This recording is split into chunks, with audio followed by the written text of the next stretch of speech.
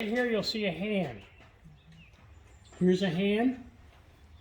And there's another hand that's upside down right here. Here, there, and there. Now if you look at the hands, is there anybody that can see a difference in the hands? Is there anything that strikes out to you? Again, here, here, and there.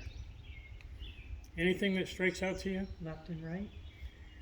True, but not quite the answer I'm looking for. No fingers. Fingers.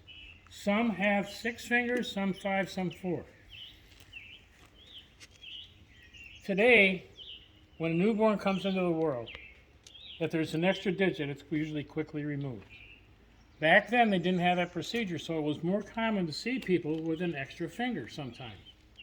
When Native Americans would greet each other, up goes the hand to greet one another. And one of the reasons they do that is some tribes are counting your fingers. Because if you're east of the Mississippi River and you got an extra digit, you're going to be an honored guest at their table. If you're west of the Mississippi River and some tribes are going to see that extra finger, they're going to consider you to be untrustworthy. And you are not going to be welcome in their home. Now, also it's the story of where when a female would lose her spouse who was a brave in battle, to show the rest of the tribe that she was available, she would have to cut off one of her fingers. I don't know if you remember the movie Dancing with Wolves, where he finds the gal who has kind of separated herself. Thank you, gentlemen. Yeah, we gotta go home. I understand. Thank you for stopping. Thank you. Thank you. The reason that she is in there because she had just lost her husband.